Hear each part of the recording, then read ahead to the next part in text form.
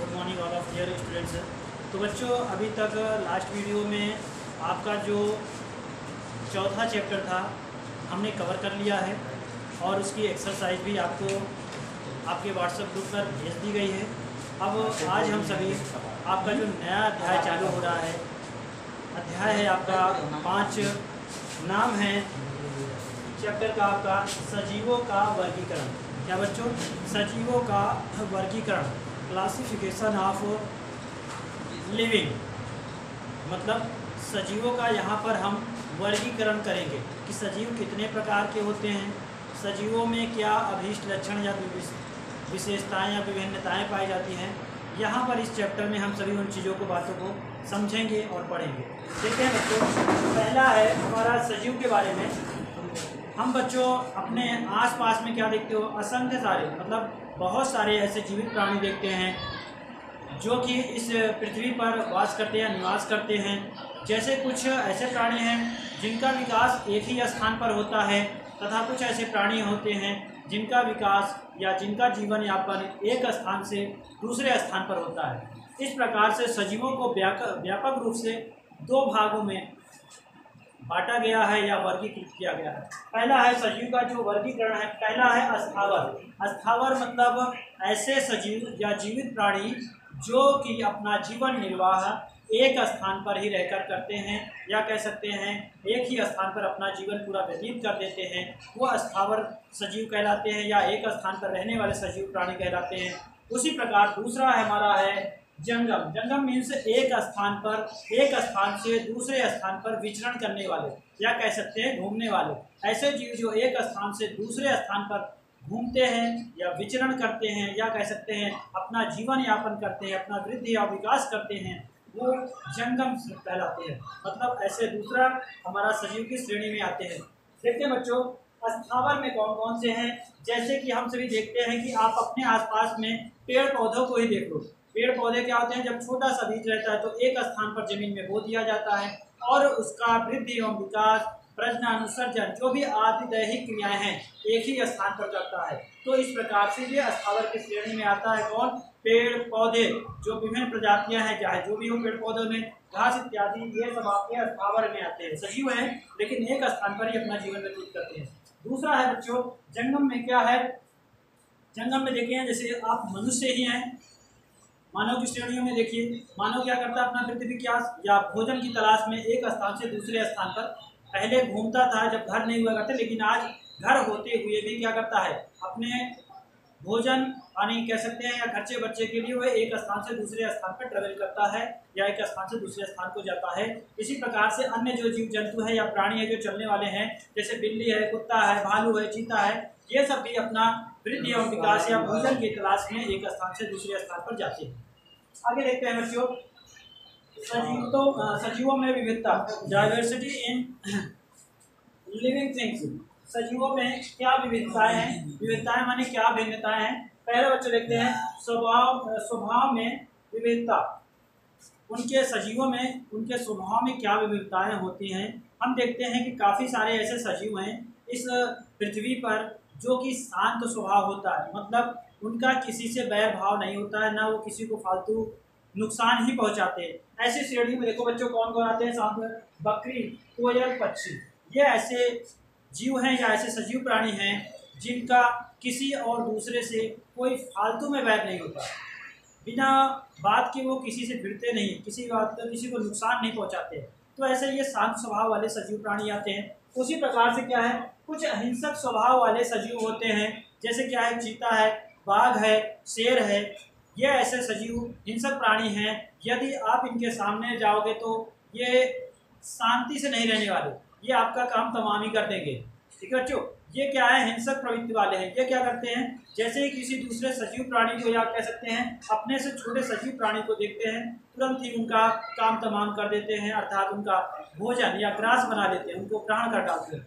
इसी प्रकार देखते हैं बच्चों, कुछ हास्यपूर्ण स्वभाव वाले भी सजीव प्राणी होते हैं। जैसे आप देखते हैं कि आपके यहाँ गांव में या कहीं सर्कस में भालू, शेर, हाथी इत्यादि ऐसे जानवर जिनको मनोरंजन के लिए यूज किया जाता है, वो ऐसे प्राणी हास्य स्वभाव वाले प्राणी कहलाते हैं। इसके बाद बच्चों आता है पौधों में क्या होता है कि कुछ पौधे ऐसे होते हैं जो संवेदनशील होते हैं। संवेदनशील मीन्स किसी चीज या कह सकते हैं अंधेरे या उनको स्पर्श करने पे उनमें संवेदनशीलता होती है, मतलब अपने आप को कुछ ना कुछ वो अनुभव करते हैं, आभास करते हैं। जैसे इसी श्रेणी में आपका पौधा है लाजवंती, छुई मुई का पौधा, जिसको क्या होता है बच्चों, यदि हम अपने हाथों से छुई मुई की पत्तियों को या लाजवंती के पौधे की पत्तियों को छू लेते हैं तो वो इतना संवेदनशील होता है, या कह सकते हैं वो शर्मा कर अपनी पत्तियों को सुकोड़ लेता है और अपने तनों को या जिसमें पत्तियां लगी उसको सुकोड़ कर नीचे थोड़ा झुक जाता है। इसी प्रकार से अन्य पौधे हैं जो प्रकाश में अपना जीवन व्यतीत करते हैं, यदि उनको अंधेरे कमरे में रख दिया जाए तो वो धीरे धीरे मुरझा जाते हैं बिना प्रकाश के कारण से, या कह सकते हैं उनका वहाँ पे भोजन नहीं बन पाता जिससे वो मुरझा जाते हैं। यदि कहीं पर उनको प्रकाश की किरण मिलती है तो वो क्या करते हैं, उस प्रकार की किरण की ओर ही अपना विकास करते हैं, वृद्धि करते हैं। इस प्रकार से यहाँ पर स्पष्ट होता है कि पौधे में संवेदनशीलता का गुण पाया जाता है। आइए बच्चों देखते हैं दूसरा हमारा है सजीवों में जो विविधता है आकार से संबंधित है। आकार से संबंधित क्या विविधता है बच्चों देखते हैं। प्रत्येक सजीव का क्या होता है बच्चों, एक निश्चित एवं आकार होता है। क्या होता है, एक निश्चित एवं आकार होता है जिसकी सहायता से हम विभिन्न तरह के जो पौधे हैं या सजीव प्राणी हैं या पेड़ पौधे या जीवित प्राणी हैं उनको उनकी संरचना या आकार के अनुसार हम उन्हें तथा उनकी नस्लों या किस्मों को पहचान सकते हैं। जैसे देखिए बच्चों क्या है, कुछ ऐसे जीव होते हैं जो छोटे आकार के, जैसे चूहा हो गया, बिल्ली हो गया, ये सब छोटे आकार है। यदि और तथा कुछ बड़े आकार के जीव होते हैं जैसे कुत्ता, हाथी। यदि इन दोनों के बीच में तुलना की जाए तो चूहा क्या है बच्चों, चूहा एक छोटा जीव है, या कह सकते हैं चूहा एक छोटा सजीव प्राणी है तथा कुत्ता उससे बड़ा प्राणी है, या कह सकते हैं कुत्ता बड़ा है और चूहा छोटा है। इसी प्रकार गाय और हाथी में तुलना भी कर सकते हैं कि गाय क्या है, एक छोटी सजीव है किसके मुकाबले, हाथी की तुलना में, और हाथी क्या है, गाय की तुलना में बड़ी है। इसी प्रकार से हम तुलना कर सकते हैं उनके आकार और आकृति को देखकर। आगे देखते हैं बच्चों, इसमें क्या है, आकार में क्या होते हैं, कोशिकाओं के आधार पर भी इनको बांटा गया है। कुछ सजीव क्या होते हैं, एक कोशिकीय होते हैं तथा कुछ सजीव बहुकोशिकीय होते हैं।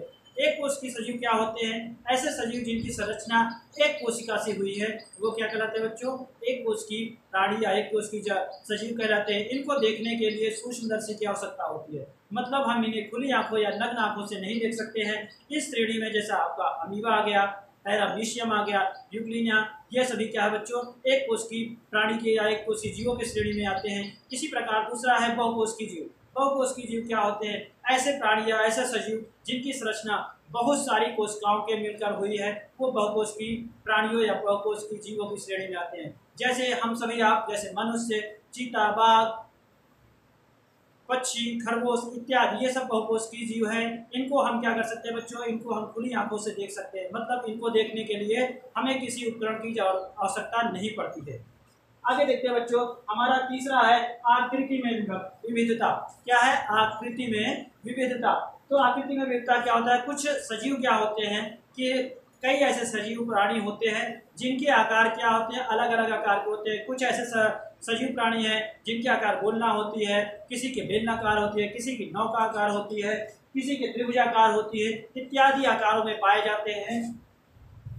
तो ये उनकी आकृति के आधार पर हमारी सजीवों में विविधताएं होती हैं। बेलनाकार में जैसे केचुआ है, और नौकाकार में जैसे आपका कछुआ है और सीप है। त्रिभुजाकार में क्या है, जैसे आपका तारामीन या स्टार फिश आ सकती है, ऐसी चीज आती हैं।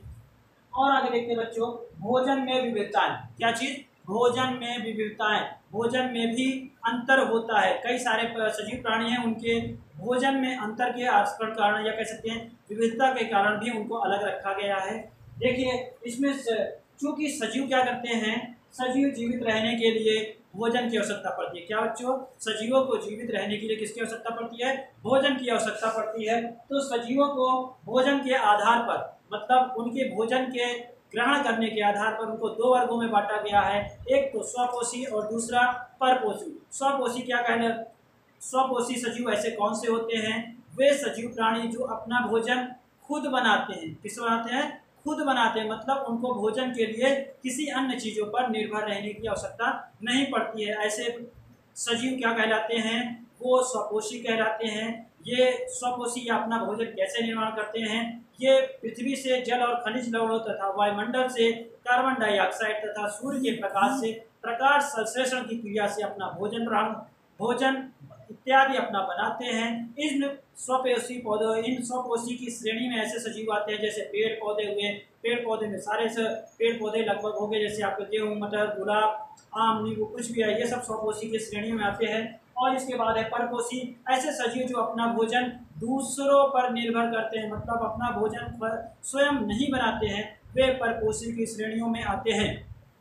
इनमें जैसे क्या हो गया, मनुष्य किस पे रहता है, दूसरे पे, जैसे पेड़ पौधे या जंतु आदि पर निर्भर रहता है। इसी प्रकार जो मांसाहारी सजीव प्राणी हैं वो भी क्या करते हैं, शाकाहारी या पेड़ पौधों पर निर्भर करते हैं अपने भोजन के लिए। इसी प्रकार से बच्चों देखिए, भोजन की आदतों के अनुसार पर, भोजन की आदतें मतलब जो उनकी खाने की आदत है या हैबिट है, या वे निरंतर जिसका सेवन करते हैं और उनसे ऊर्जा प्राप्त करते हैं, उनके आधार पर 3 वर्गों में बांटा गया है। पहला है ऐसे प्राणी जो साग सब्जी केवल ही खाते हैं, इनको क्या कहा जाता है, शाकाहारी। दूसरा है बच्चों मांसाहारी सजीव या कैसे मांसाहारी प्राणी, ऐसे वो जीव जो अपना भोजन केवल मांस पर निर्भर करते हैं, मतलब मांस वाली चीजों को खाते हैं, मांसाहारी कहलाते हैं। इसके बाद आता है सर्वाहारी सजीव या सर्वाहारी प्राणी, ऐसे सजीव जो मांस और भोजन दोनों को खाते हैं, ऐसे प्राणी या ऐसे सजीवों को सर्वाहारी प्राणियों की श्रेणी में रखा गया है। देखिए यहाँ पर कुछ एग्जांपल ले लेते हैं बच्चों। शाकाहारी में कौन से आते हैं, जैसे गाय है, बकरी है, जिराफ है, हिरन है, ये सब शाकाहारी की श्रेणियों में आते हैं। मांसाहारी में कैसा है, जैसे चीता है, शेर है, बाघ है, भेड़िया है, चील है, गिद्ध है, ये सब मांसाहारी की श्रेणियों में आते हैं। इसी प्रकार से सर्वाहारी जो सजीव हैं, सर्वाहारियों में कौन से, जैसे हम लोग आप, जैसे मनुष्य क्या होता है, एक सर्वाहारी प्राणी है। मनुष्य हो गया, कुत्ता हो गया, बिल्ली हो गया, जंगली सुअर और भालू इत्यादि, ये क्या हैं, सर्वाहारी के श्रेणी में आते हैं। इस प्रकार से बच्चों आपका जो आज ये हमने 5वां अध्याय सजीवों का वर्गीकरण किया था अपने इस पहले वीडियो में, इतना ही आज आप लोग को पढ़ाया जा रहा है। आप अपने घर पर बैठकर पुस्तक लेकर जो भी चीज़ें आज बताई गई हैं उनको अच्छे से रिवीजन कीजिए। जो बातें नहीं समझ में आती हैं, हर टीचर्स के नंबर आपके व्हाट्सएप ग्रुप पे ऐड हैं, उनको आप डायरेक्ट ही मैसेज कर सकते हैं या कॉल करके बात कर सकते हैं कि सर ये मुझको नहीं समझ में आ रही, कृपया आप मुझे फिर से बताइए। हर टीचर आपकी भरपूर मदद करेगा जितना हो सकता है। ठीक है बच्चों, ओके, थैंक यू।